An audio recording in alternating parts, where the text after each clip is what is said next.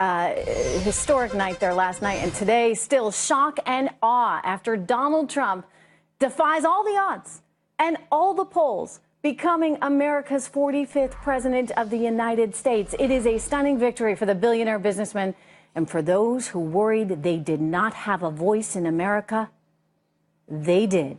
You do. And change is underway. I am Trish Regan. Welcome, everyone, to the Intelligence Report. Just a short time ago, Hillary Clinton making her first remarks to her supporters after her defeat. Watch. All right, she gave what many are saying was a good speech, a classy speech. She admitted that she had lost, and it was now time for the country to come together and to support a President Trump. We're going to get that sound for you in just a moment, but I also want to point out that President Obama is out there today congratulating his successor, inviting him to the White House tomorrow. That should be an interesting meeting. Here we go. We are now all rooting for his success, uniting and leading the country. The peaceful transition of power is one of the hallmarks of our democracy. And over the next few months, we are going to show that to the world. Meanwhile, here's Hillary Clinton. We owe him an open mind and the chance to lead. Our constitutional democracy enshrines the peaceful transfer of power, and we don't just respect that, we cherish it. We have still not shattered that highest and hardest glass ceiling, but someday someone will, and hopefully sooner than we might think right now. Again, what many are saying was a very good speech from Hillary Clinton, doing exactly what she needed to do today. We have complete coverage of what to expect from a Trump administration and why the polls and the pundits, they all got it oh so wrong, didn't they? But first, I want to go to our own Peter Barnes, who's live outside Trump Tower with a look at Trump's busy schedule. Hey, Peter. Hey, Trish, I think he's kind of trying to relax today, but if you can see right behind me here, across the street, security, the NYPD and Secret Service have pulled up big sanitation dump trucks here to provide very quick security perimeter around Trump Tower, which is now the residence of the president-elect. Behind me on the street over here, all the foot traffic has been diverted over here. It's kind of like a circus. We have a lot of people stopping to take pictures. We have supporters. We have protesters. As for the candidate himself, he's probably just taking it a little bit easy.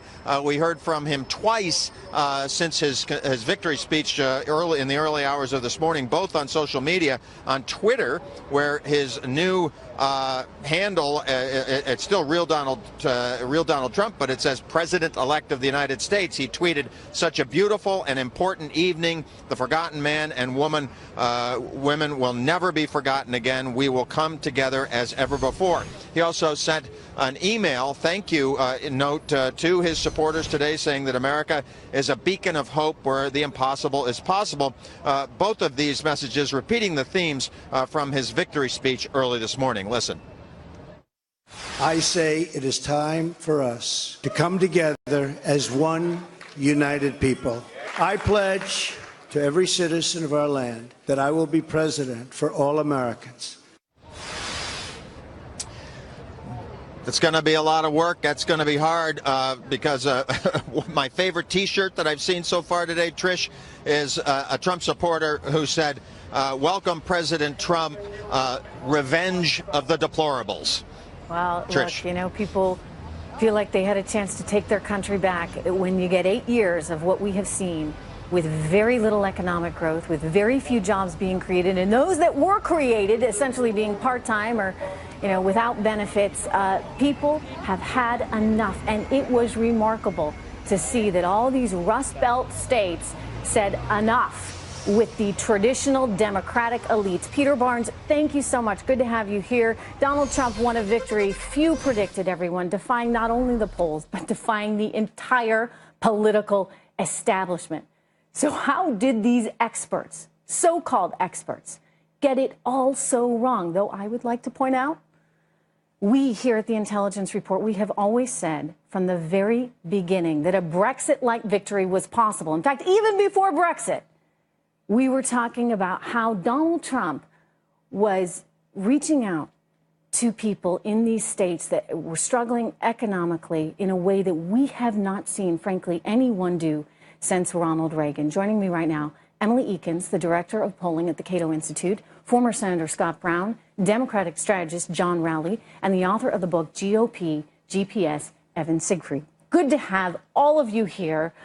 All right, Scott Brown, I'll start with you up there in New Hampshire, where it looks like Maggie Hassan is going to be, your former Democratic governor, is going to be the new senator. It was a tough race with Kelly Ayotte, but overall, your thoughts on how people just got this one so darn wrong. What did they miss? Well, Trish, as you know, I've been on your show many times, and I've said it's his to lose. I've said that from the beginning. I felt it as recently as yesterday morning, arguing with my wife and family, and because the political pundits, with all respect, didn't get it right. And they didn't get it right because they're not listening to the people, in that they were scared to actually tell people how they actually felt, because they would be demonized and vilified. Their cars would be scratched. Their signs would be ripped off. So they just kind of kept it to themselves. And I can't tell you, as I've said this before, how many people came up and said, hey, don't tell anybody I'm voting for Donald Trump. And these are the most unlikely people who would vote for Donald Trump. I got to tell you, I heard the same thing, Scott. I heard the same thing, and I talked to so many people all over the country, different walks of life, from the extraordinarily successful to the middle class to the not so successful to evangelicals. I mean, right across the board. And they were somewhat afraid to say it, but they'd say, look, I really like what he's saying. And we haven't heard people say stuff like this. The political elite, the corruption that is perceived to be in the system, it has corrupted both sides, Emily. And I think this is a giant wake-up call to every single one of those lawmakers in Washington. Is it not? I think it is a wake-up call. But honestly, this election is about being a low turnout election. We have about 4 to 5 million fewer voters who showed up at the polls, and far more people voted for third-party candidates. And on top of that, Hillary Clinton underperformed in virtually every group except for women. This election was lost by Hillary Clinton. So this was, well, you know, Scott Brown making the point that earlier to me that people just don't like her, that this is part of her problem, that as a candidate, she truly does struggle.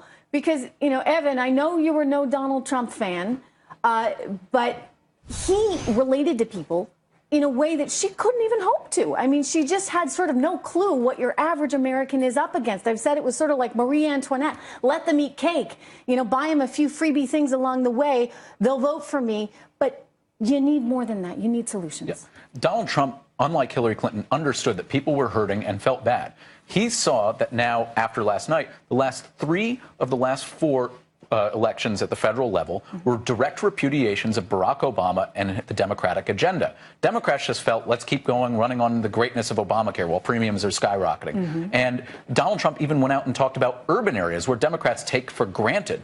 And while I don't think it shifted the vote in terms of turnout it kept people from turning out. In New York City, you have 7-1 Democrat to Republicans, and Hillary Clinton had 4.5 I met a lot of minority, and again, this is just anecdotal. So I would hear these things anecdotally, and I'm scratching my head saying this doesn't make sense with what we're seeing on the polling data, because, you know, it feels as though, you know, the pollsters are living in some kind of New York City, LA bubble. But John Rowley, this is an important thing that Evan brought up, in that Donald Trump was willing to take on these urban communities, minorities, and the challenges they have faced economically, and also just in terms of the crime rates there, in a way that we haven't seen Republicans do. They've been afraid to go there. Did that work to suppress the minority vote, or was it simply that they just didn't like Clinton? I think Hillary Clinton ended up being a pretty flawed nominee. And I think, you know, I mean, there's no doubt about it. You have to tip your hand to Donald Trump. He's a master communicator. We knew that before he ran, and he's proved that, and maybe even proved it to himself in the process of this campaign. And, you know, there's just, I mean, right now, we're going to go through a season of reflection and depression among progressives. There's progressive Prozac that needs to be handed out right now, because I think there is just a... But you know what, you guys kind of screwed up, because you had a candidate that, you know, look, I'm not a socialist, so I can't ever get on board with any of that, but he is someone that spoke to the masses, resonated with people. I'm talking about Bernie Sanders. You had a candidate that connected. You chose not to go with him. I've often said Joe Biden would have done a heck of a lot better. Why were the elites so willing to back Hillary Clinton when they should have known all along she would be a challenge? Well, there were a few black swans that happened in the general election that I think were hard for anybody to anticipate, and I think they cut both ways. I mean, Hillary feigning was unlike anything we've seen in a presidential race. Donald Trump and I don't know about that. I think people would cut her some slack for that. Well, two or three things, poor woman had walking pneumonia. that maybe she should have just come out earlier and said, I got walking pneumonia. I'm going to be in and out of this thing. The two different FBI announcements, and then also the Trump tapes. I mean, these are all things I think Hillary's campaign, or maybe just Hillary Clinton, I think they took too much comfort in the Trump tape almost ending the campaign at that point, because if you looked at a lot of numbers, it seemed like they thought that would be the case. Senator Brown, they wanted Donald Trump to be the nominee. They figured he was the easiest guy to beat. Boy, they sure got that one wrong, too. You've backed Donald Trump from the beginning. What is it that you saw in him all along, initially, that clearly so many missed? Well, the fact that he's not a quitter, and he was basically on an island battling against the Democrats, Republicans, never-Trumpers, the media, and he did it by himself, and that showed great courage. I love it when people say, oh, Hillary Clinton was a flawed candidate. Give me a break. A two-term senator, former First Lady, former Secretary of State. She was probably the strongest candidate you could have actually gotten when it comes right down to it. No, but Scott, come on. She was a flawed candidate. She was a flawed candidate because she didn't connect. She went through the process like everybody else. Nah, she didn't connect with the people. She didn't connect with the people. Oh, yeah. And by the way, her legacy, I mean, you think about her husband and NAFTA and, the job losses, 700,000 of them that resulted from NAFTA. You think about her pushing another trade agreement, the TPP agreement, and, this is not going to go over well in places that rely on American manufacturing. Yes, but Trish, they knew that. The Democratic Party knew that, and they got rid of Bernie Sanders, as you referenced, and they put in Hillary Clinton. So you live by the sword, die by the sword. Here's the very interesting thing that your viewers need to know. Harry Reid changed the rules in the Senate to allow for 51 votes. So everything except the Supreme Court, the federal judges, the cabinet secretaries, the ambassadors, everybody's 51 votes. So when you talk about pushing forth an agenda to get this country moving again, President-elect Trump's going to have those tools to just do those very important things. He's got the wind at his back. I mean, Evan, he's going in there, and he's got everything. I mean, and I also think that the Republican Party is coming around, including the never-Trumpers, because effectively he saved them. He saved the party, which really looked as though it could just be imploding. Yeah. They're all there, in part because of him. Yes, we still have a lot of work to do to do outreach to millennials and urban voters. But as a never-Trumper, Donald Trump's success as president is our success as a country, and I'm here to help if he needs it. So you're on board? Yes, he's our president. And you think other never-Trumpers it's my patriotic duty to do will so. also be on board now? Amen. Yeah. But he has ruined the GOP brand among large blocks of voters, particularly Hispanic Americans, Asian Americans, millennials. And so while the Republican Party has a win this time, come 2020, 2024, they're going to pay the price. Well, and this is part of it. Well, not necessarily. I mean, if he actually improves the economy and people have a better lot in life and they feel as though America is a place of opportunity the way it should be, then I would think Senator Brown, he's got some good things going for him going into the next round. Yeah, Trish, he hasn't even served one day, and people are saying, oh, you wait till the next time. Listen, give the guy a chance, okay? The House and Senate hopefully will work together in a bipartisan, bicameral manner to put our country's interests first as Americans first, and the Latinos, the Mexican Americans, the Muslim Americans, every American is going to help hopefully have an opportunity that they haven't had because of the big government on individuals and businesses, which are putting that wet blanket on growth and development. So there's a lot of things to do. The other there's thing you got to point out is the big government and the liberal left has encouraged this divide and encouraged this split. And now he has an opportunity to bring everyone together. Stay with me. Don't go anywhere. Emily, Evan, John, Senator Brown.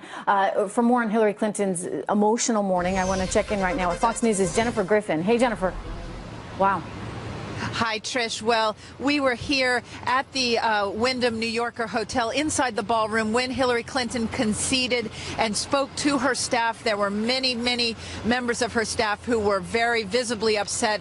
There were a lot of hugs, a lot of tears, a very hard-fought race. And Hillary Clinton and Ann Holton, Tim Kaine's wife, were both wearing purple, a sign that they want to bring the country together. Red and blue, a recognition of just how divided the country is after this hard-fought election. Here's what Hillary Clinton just said.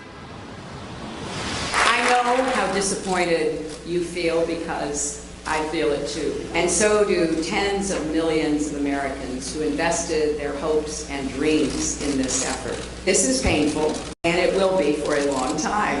But I want you to remember this. Our campaign was never about one person or even one election. It was about the country we love and about building an America that's hopeful, inclusive, and big-hearted.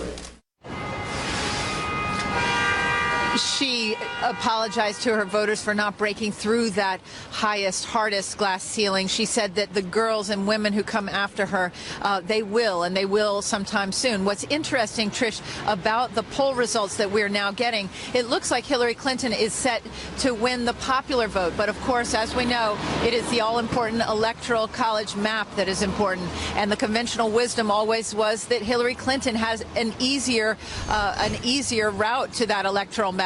But in fact, it was Donald Trump who ran the tables. Not surprising, perhaps, for somebody who's made his life's work casinos. He gambled and he actually he ran the table. However, one thing that I'm noticing in the polls that came out, other conventional wisdom that has proven to be wrong, the women voters. Trump won white women voters by 10 points over Hillary Clinton, according to the poll results that we have so far, and also the Latino vote. Donald Trump managed to win 29% of the Latino vote. That is surprising. The president addressed the results today from the Rose Garden. Here's what he said. Now, everybody is sad when their side loses an election. But the day after, we have to remember that we're actually all on one team. This is an intramural scrimmage. We're not Democrats first. We're not Republicans first. We are Americans first. We're patriots first. So a sense from Democrats as well as Republicans today that the country is going to need to do a lot of healing. Back to you, Trish. Indeed. You know, Jennifer, they do these autopsy reports here on this campaign.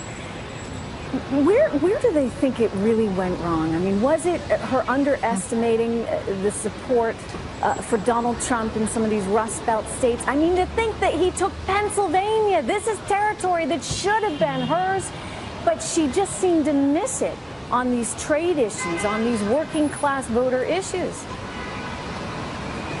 I think it's not that they missed it. I think it was a tsunami that they couldn't address. The problem was that they just were not connecting in these Rust Belt states. Workers there were not buying their message of an inclusive economy, of an inclusive society.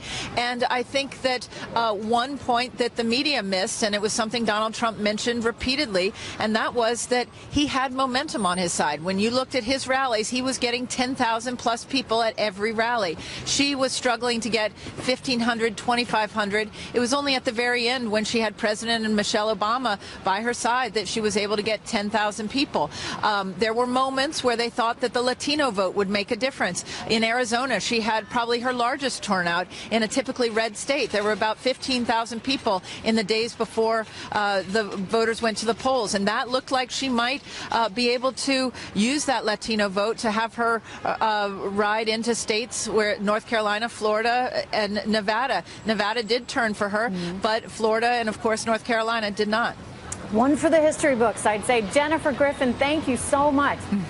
Hillary Clinton may have lost this election, but the biggest loser, it may just be the mainstream media who just really never saw this coming. I mean, you think about the final weeks leading up to this election, and the liberal media, they kept saying over and over and over again that there was no path to 270 for Donald Trump. You know, here at Fox Business, we said it was going to be tough, but we kept telling you over and over and over again, don't count him out. One, it's just wrong to do that as a member of the media because you don't call it over until it's actually over. But two, there were paths. We said they'd be narrow, but there were paths. And it turned out there were quite a few of them. So how did the mainstream media get this one so wrong? Why is it that they are so out of touch with how voters really feel? For more analysis, I'm joined right now by Dan Gaynor from the Media Research Center. Dan, they really got it wrong. They got it wrong big time. And I kind of wonder if they were solving for the equation. In other words, they wanted an answer. They wanted Hillary Clinton in the Oval Office. They wanted this to happen. Do you think they just thought if they kept reporting that it was going to happen, that it would? Well, I think there's some of that. We ran a campaign all this year, don't believe the liberal media.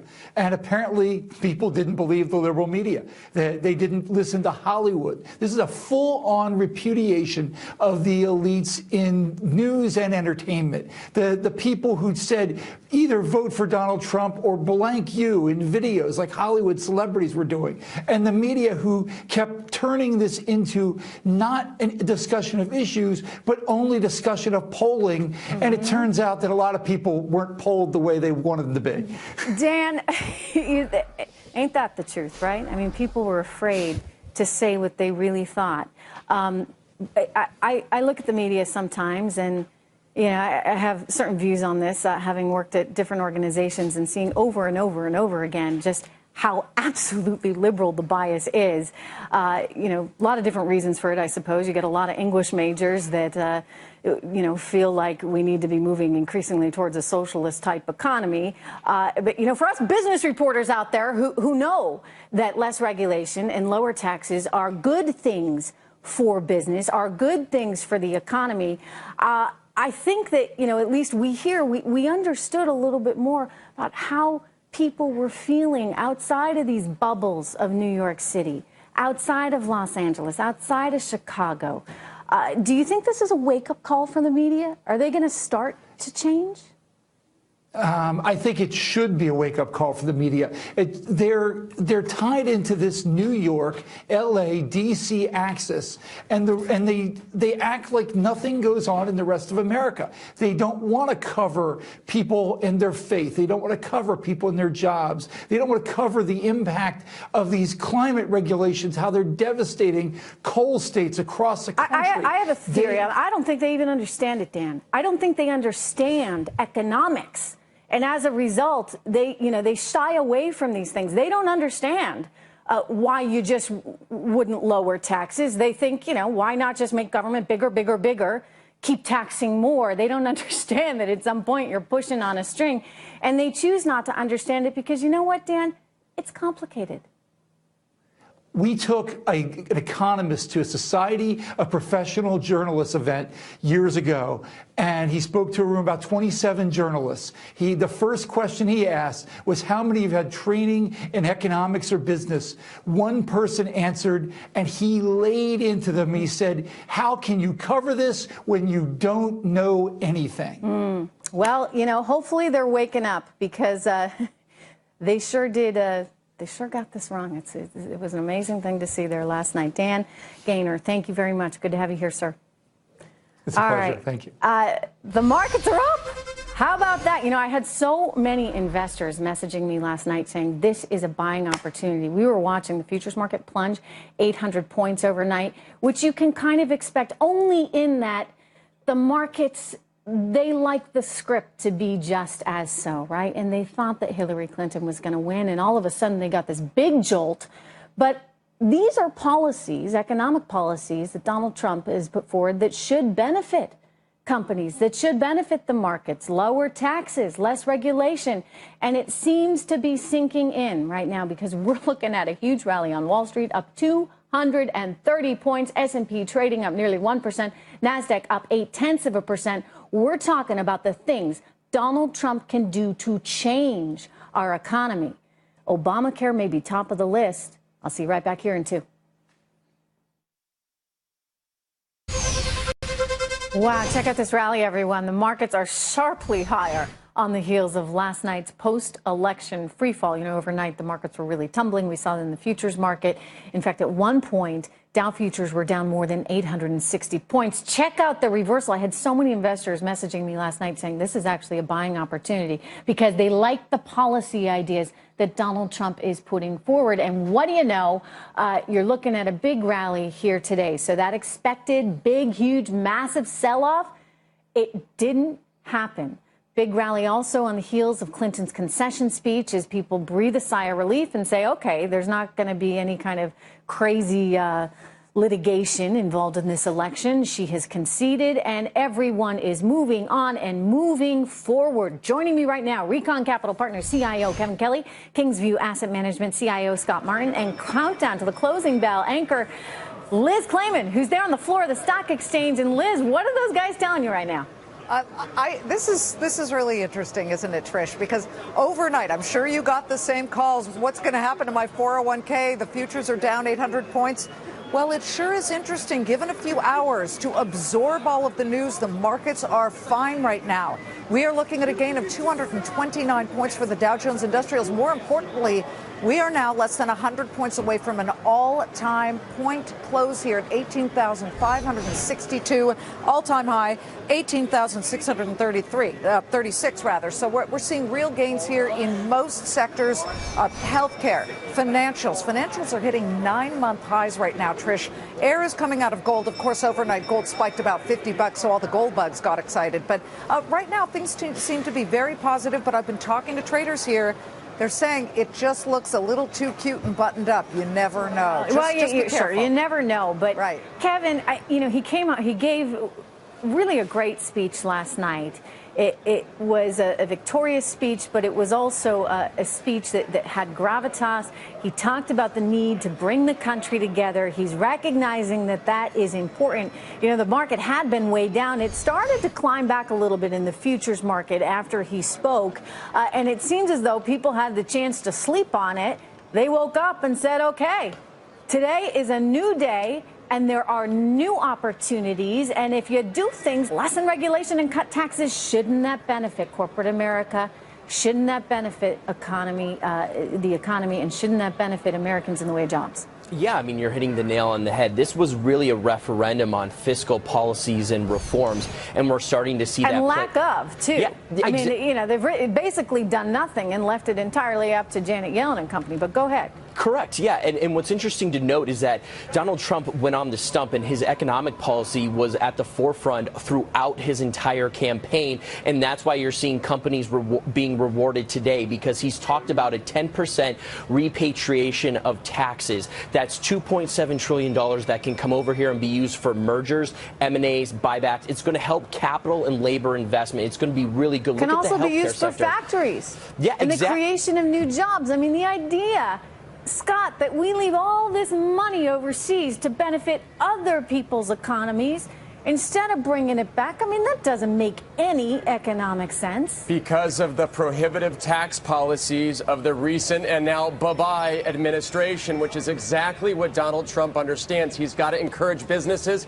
He's got to encourage consumers to be comfortable, go out and take risk, which is exactly what we saw with the voters and what they wanted to say. And what the markets are saying is that risk is back on, business development is back on, America is back in business because Trump's in the White House. Wow. Liz, when you're looking at some of the sectors, you mentioned financial stocks are doing well. What about pharma, for example? Because Obamacare, of course, is going to be very much in focus as he gets into office. Pharma's actually skyrocketing for a slightly different reason. Hillary Clinton had said if she became president, she would put extreme price controls onto certain drugs that are very expensive for the consumer. And I'm not sure Donald Trump is going to do the opposite, but the market certainly believes this. So you have all of these names spiking right now. Who knows? Donald Trump has also struck a very conciliatory tone toward people who do get the short end of the societal stick, don't have a lot of money for drugs. So I'm not sure pharma's in the clear, but we should also mention that's a good point. Healthcare stocks are weak right now. The healthcare stocks doing very well as well. I mean, the challenge for them, of course, has been in this Obamacare environment that they just can't compete anymore, and it's causing premiums to skyrocket, and so many health insurers to get out of the business. Biotech is up pretty significantly today. Yeah. Look at Celgene. So that's actually what's really leading the healthcare, because it used to trade at a premium, but when all this reform came out from Senator Warren, Senator Sanders, they got crushed. Now they're trading back. Financials as well. Financials as well. Let me go to you, Scott, and ask something, because the media got it all wrong. The mainstream media that just said this guy has no chance in HELL, and it almost felt as though the market was getting it a little bit wrong too. I mean, there you see last night the way the futures were reacting, but in many ways, I guess the market reacts more quickly, and I mean, how do you interpret this, basically, that we're up 250? What a difference 8 when hours they thought makes, he wouldn't succeed. I'll tell you, it's a faster reaction or faster recovery even than Brexit, which took a couple days to sort out. But look at financials and some of the things that have happened as Elizabeth Warren fades into the background here. I mean, there's so many things exciting going on in the market that the market's telling you, as it looks forward into what Trump is going to bring this economy, that should get your money involved in stocks here, because we have a clear path. Finally. Wow. All right. Well, thank you so much to the whole team, Kevin, Scott, and Liz. Liz, I'm going to see you in a little bit. Make sure everyone tune in, because Liz is going to be live from the New York Stock Exchange for the closing bell today at the New York Stock Exchange. We have a rally on our hands. She's got you covered. Breaking news right now for you. Senate Majority Leader Mitch McConnell, the latest Washington bigwig to offer his congratulations today to President-elect Donald Trump. He also talked about Speaker Paul Ryan and the way forward for a Republican Congress and a Republican president. Watch him here. I know the Speaker shares my view that we would like to see the country go in a different direction, and intend to work with him to change courses, to change the course for America. Yeah, I'll tell you, they've got a lot of opportunity. We'll see whether or not they can all work together. They should be incentivized to do so. Earlier today, Paul Ryan said Trump's victory has turned politics on its head. Ain't that the truth? All right, just a short time ago, the New Hampshire Secretary of State has released the official results for the state's Senate race. Democratic Governor Maggie Hassan winning the race against Republican incumbent Kelly Ayotte by only 1,023 votes. Talking about a state where every vote counts. Let's go straight to Fox News correspondent Molly Line, who is live in Manchester, New Hampshire, with the very latest on the Senate race from the live free or die state. It was pretty touch and go. Interesting that it remained a blue state in the end, Molly. Yeah, absolutely. The live free or die state, the granite state, it was a squeaker, a nail biter well into the night. And finally, we have our official results from the Secretary of State's office that we've been waiting for throughout the day regarding this very hard fought Senate battle. The Secretary of State's office showing that Maggie Hassan, the Democratic governor, winning by just a little more than 1,000 votes. That is a fraction of a percent. She did claim victory early on today, even before those certified results came out, over the Republican Senator Kelly Ayotte, the incumbent. Hassan's campaign releasing a statement saying, as senator, she will always put the people of New Hampshire first, and she will work to heal the divisions this election has exposed and fight to build a future where all Granite Staters are included in our shared economic success. Meanwhile, Senator Ayotte has not conceded yet.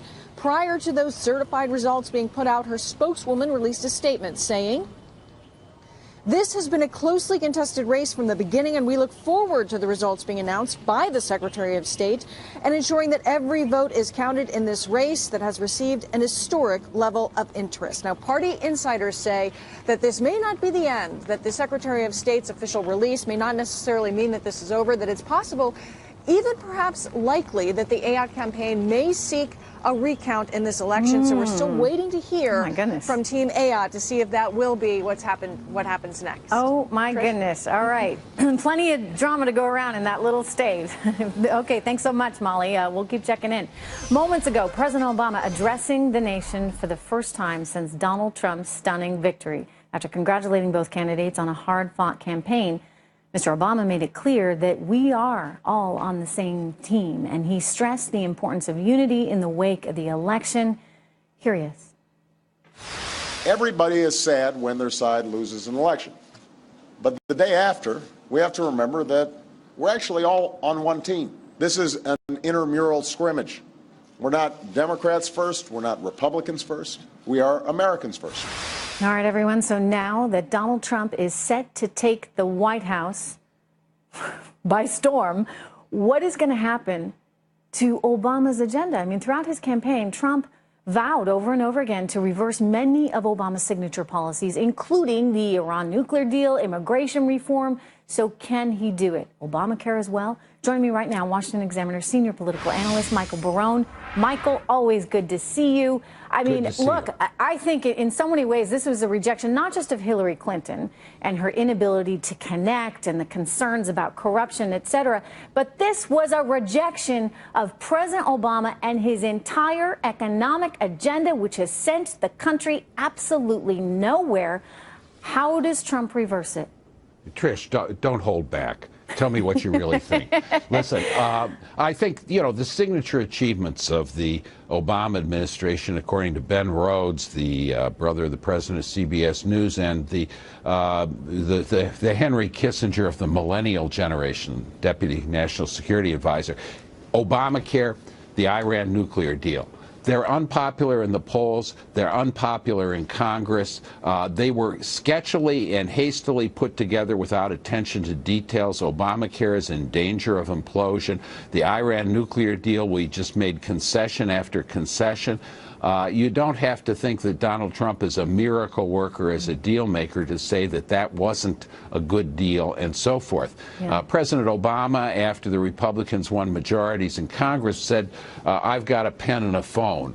I can make regulations. Well, some of his regulations, like the seeming amnesty of 5 million illegal immigrants, that's been stopped by a federal judge and by the Fifth Circuit Court of Appeals. Supreme Court did not intervene. All those executive orders that he put forward. Every executive order can be repealed by another executive order. And I would expect that if the Trump transition team is well organized, and I think that's an if, given the character of the Trump campaign, they're going to He's have got a some whole pretty list. smart people, I would say, around Michael. Very smart people, certainly in terms of the economy, certainly in terms of Homeland Security. But I think that one of the things they should be doing, I think, to fulfill the promises and the platform planks that Mr. Trump has advocated, is a whole list of things, and force him to keep signing those gosh darn things all afternoon after the before the inaugural balls, after the swearing in. So he's got a lot of work to do. He clearly doesn't shy away from work. I think it's interesting in that he is a deal guy. And a deal guy is very different than a Washington bureaucrat. And as a deal guy, he wants to get a deal done, but he knows the importance of leverage. I mean, you think about what happened with the Iran nuclear deal, and President Obama was so darn desperate to get this thing done, we gave away, pretty much all we had. And I think that you can anticipate a little bit more back and forth, can you not, from Donald Trump? Well, I think you can. I think that one of President Obama's weaknesses as a president is that he lacks either the inclination or the skill to engage in negotiations with people who have different views. Bill Clinton had that skill and inclination to a very high degree. George W. Bush, to an extent that has been forgotten, showed that he had the inclination and ability to do that, at least in his first 6 years, in a major way. President Obama hasn't done that. Donald Trump seems to take the view that you should stake out sort of impossible positions first and then negotiate. We'll see how well that does. But I noted Speaker if nothing else, it would be very interesting for all of us, Michael, to watch. He's got a lot of momentum right now. He's got the House. He's got the Senate. Let's see what he can get done. And he's got, you know what? He's got a lot of Democrats as well, and as he should, because there are many blue-collar Democrats that crossed over and supported him. And I suppose that, there can be some agreement on a lot of these economic issues. Well, there's as a result. There's a lot of Democratic senators up for re-election in 2018 They're gonna have to work with that him. Trump carried. Yeah. They'll have an incentive to work with him. We'll see if they do. Interesting times. Michael Barone, thank you so much. Thank you. From day one, ever since Donald Trump descended on that escalator in Trump Tower with Melania Trump by his side, we have been saying on the intelligence report that you can't dismiss him, because Donald Trump is tapping into something that has been brewing for quite some time. America's frustration with the establishment, America's frustration with the liberal elite agenda, our broken borders, trade, economic policies that have failed over and over the working class. Here you go. Donald Trump, who says this stuff a lot of people may be thinking somewhere deep in their head, but they dare not say. Many college-educated voters in the U.S. are afraid to admit that they're backing Donald Trump. It's the same kind of thing you saw with Brexit, right? Voters seem to want the antithesis of the status quo. The straight-talking billionaire could be the one that could cut through all that cronyism and corruption in Washington. It's time for the establishment to tell Ted Cruz to get on board. You know, there are a lot of similarities, I got to tell you, between Donald Trump's win and Brexit. I mean, even coming into the studio last night, and the thinking out there in mainstream media was that he just couldn't do it, much like people thought on Brexit. You know, like the Brits, Americans want our country back. We want security, both in terms of borders and in terms of jobs. You need to put America first. What's so controversial about that? So should we really be surprised by the outcome? I think not. Joining me right now, Emily Akins, Evan Siegfried, American Majority CEO, Ned Ryan, and syndicated radio host Chris Hahn. Chris, what'd I tell you? You were right, Trish. What do you want me to say? Thank you. Thank you for that. That's all I need to hear. Congratulations, Trish Regan, and congratulations, Donald Trump. You got it from me. Listen, I love you. No, Chris, but what I said all along, what I have said from the beginning is that you're looking at basically parties that no longer matter. And she missed an opportunity because this should have been her sweet spot. She should have gone for these union workers, these Rust Belt workers, these coal miners that are facing such economic challenges. And instead, it was a let them eat cake attitude. She said she's going to put the coal miners out of business. How do you win Pennsylvania with rhetoric like that? You know, I think that there's a lot of soul searching going on right now in the Democratic Party about how they lost the upper Midwest in Pennsylvania. And I think that's going to be a subject of many conversations that are going to be going on both in New York and Washington and around the country in Democratic Party offices for the next couple of months. And until they figure out that answer, we're going to have a big problem getting the country back in 4 years. But I think they will. You know, Ned Ryan, this is so important. It's important for Democrats to be having this conversation. It's important for them to be doing this soul searching. It's important for the Republican establishment as well. In other words, we should all be on the same page in that we want America working again. And we want the policies and programs that are going to get people back to work. On that, we should agree. Exactly, and this is a moment. I was encouraged to hear Paul Ryan. We'll see if he, how long he's going to be speaker. But his words this morning, it's time for us to go big and go bold. White House, Senate, House. I think the thing that some people have missed is there are now 33 Republican governors. 70% of the state legislatures are owned by Republicans. There are no more excuses now. Republicans have been given an opportunity. And I think the first 100 days of the Donald Trump presidency could be pretty amazing if he really does what he said he was going to do. Repeal Obamacare, put up a Federalist Society judge for the Supreme Court, begin some of his immigration reform. The thing, though, Trish, that I think should not be neglected, that he was really starting to talk about, was inner city outreach and coalition building with the African American and Hispanic communities. Because guess what?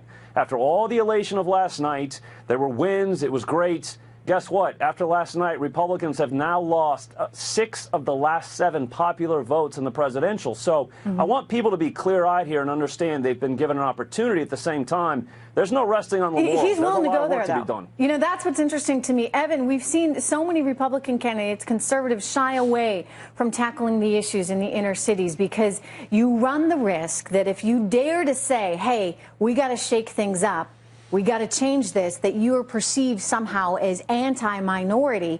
He's going, right in saying, look, we've got to change these policies because they do not work. And isn't this critical? And I hate to look at this in such a partisan way because I really think ultimately Americans are not partisan and they all want the same thing and they chose the candidate that they think can really heal the economy. But if the Republicans want to continue amassing power, they're going to have to recognize that, yeah, you got to take on some of these issues in a positive way. We absolutely do. If you actually look at what Democrats have done in running cities, look at New York City. They've imposed a plastic bag tax. For every time you go to a store, they're going to tax you 5 cents per bag, be it paper or plastic, if you ever do anything. And it actually disproportionately hits minority and the poorer communities in all of New York City.